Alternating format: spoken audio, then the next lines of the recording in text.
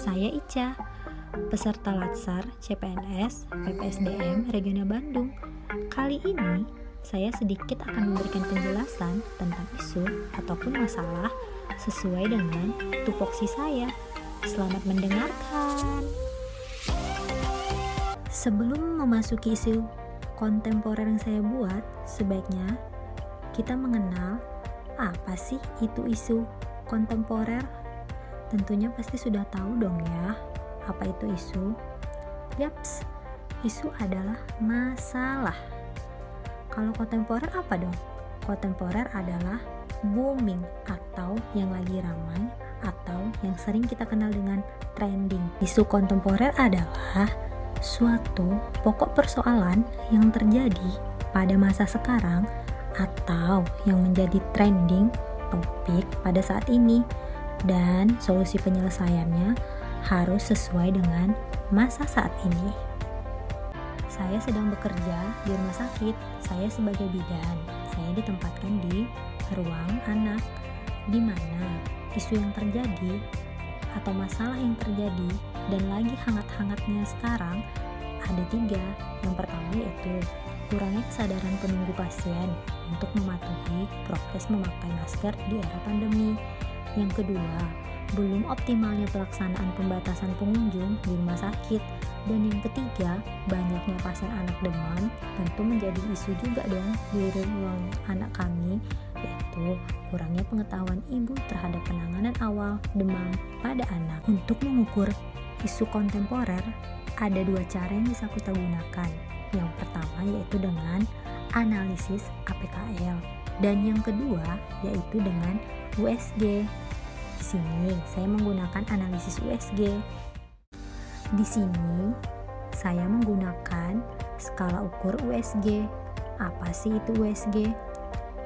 U yaitu di mana urgensi. Urgensi adalah hal yang mendesak atau isu yang harus dibahas saat ini. Sementara S, seriousness, yaitu seberapa serius sih isu tersebut. Dan yang G atau growth yaitu seberapa besar kemungkinan akan terjadi memburuknya gara-gara isu tersebut. Nah, untuk mengukurnya kita menggunakan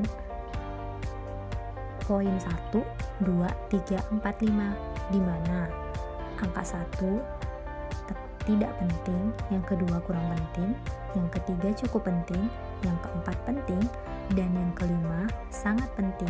Salah pertama, kurangnya kesadaran penunggu pasien untuk mematuhi prokes memakai masker di era pandemi dengan nilai U adalah 5, S-nya 5, G-nya 4, sehingga menghasilkan totalnya 14. Sementara masalah yang kedua, belum optimalnya pelaksanaan pembatasan pengunjung di rumah sakit dengan urgensinya 5, S-nya 5, sementara seberapa besar kemungkinan memburuknya hanya 3 nilainya, sehingga totalnya 13. Dan yang terakhir, kurangnya pengetahuan ibu terhadap penanganan awal demam pada anak, urgensinya ada 3, S-nya ada 4, sementara G-nya ada 4. Jadi, jika kita totalkan, hanya skornya 12. Di antara yang ketiga ini, yang memiliki nilai paling tinggi adalah nomor 1, yaitu kurangnya kesadaran penunggu pasien untuk mematuhi prokes memakai masker di era pandemi. Jadi, isu yang harus saya bahas adalah yang poin pertama dong ya, dengan skor 14. Kurangnya kesadaran penunggu pasien untuk mematuhi prokes memakai masker di era pandemi. Teknik analisis isu Fishbone. Teknik ini dapat membantu dan menemukan ataupun mencari akar penyebab masalah mana yang akan berpotensi terjadi. Akar-akar penyebab masalah inilah yang akan mudah kita temukan. Di sini saya sudah menemukan 4 penyebab dari masalah belum optimalnya penerapan penggunaan masker pada penunggu pasien di ruang rawat inap anak. Yang pertama yaitu sumber daya manusianya. Kurangnya pengetahuan keluarga terhadap penerapan penggunaan masker bagi penunggu pasien. faktor lingkungannya, yaitu adanya kebiasaan masyarakat. Kebiasaan masyarakat ini adalah mereka yang tidak terbiasa dengan menggunakan masker, jadi mereka timbul perasaan tidak nyaman dan merasa sesak ketika menggunakannya. Padahal jika mereka melakukannya terus-menerus, mungkin perasaan yang mereka rasakan itu tidak akan terjadi lagi. Yang kedua yaitu kurangnya rasa peduli. Mereka kurang peduli akan kesehatan diri sendiri dan kesehatan orang yang akan mereka tularkan. Faktor mekanismenya yaitu kurang optimalnya koordinasi petugas dengan penunggu pasien. Harusnya dari garda terdepan, yaitu security, sudah memberitahu kewajiban bagi para penunggu untuk menggunakan masker, ataupun para perawat, para bidan wajib dan berhak menegur penunggu pasien yang tidak menggunakan masker. Hanya saja kadang keluarga pasien ini terlalu ngeyel untuk kita kasih tahu. Sementara yang kedua yaitu kurang optimalnya konseling dan edukasi serta penyuluhan. Maunya kita selenggarakan kelas khusus tentang bahaya penyebaran virus COVID-19 sehingga mereka sadar untuk tidak sepele lagi terhadap penggunaan masker. Sementara fasilitasnya itu kurangnya pemanfaatan media dan belum tersedianya media edukasi. Saya menggunakan analisa SWOT. Analisa SWOT adalah metode analisis perencanaan strategis yang digunakan untuk memonitor dan mengevaluasi. Analisis SWOT diterapkan dengan cara menganalisis dan memilah berbagai hal yang dapat mempengaruhi keempat faktor tersebut.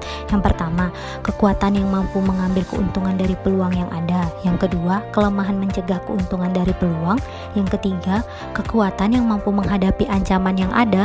Dan yang terakhir, kelemahan yang mampu membuat ancaman menjadi nyata dan menciptakan masalah baru. Jadi analisa SWOT ini terdapat dua bersifat positif, dua bersifat negatif.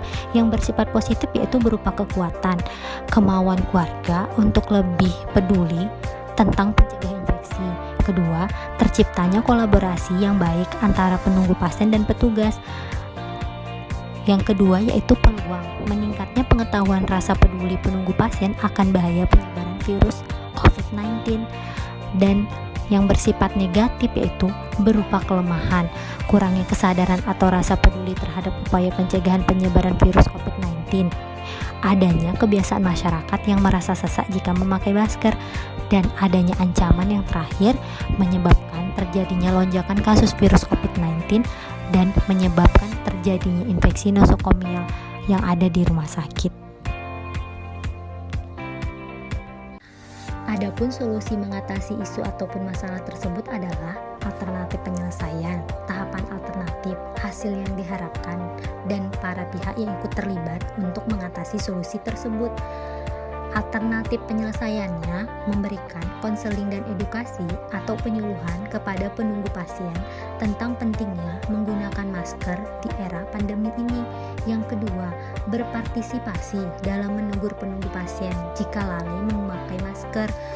Tahapan alternatifnya bisa membuat media edukasi ataupun memberikan konseling atau penyuluh kepada penunggu pasien. Hasil yang diharapkannya, adanya kesadaran penunggu pasien akan prokes menggunakan masker bisa meningkat, dan para pihak yang ikut terlibat tentunya perawat, jaga, dan tenaga bidan jaga ataupun tenaga kesehatan yang lain, kedua pengunjung, dan yang ketiga yang paling utama penunggu pasien atau orang tua pasien. Terima kasih, sampai ketemu di video selanjutnya. Dadah.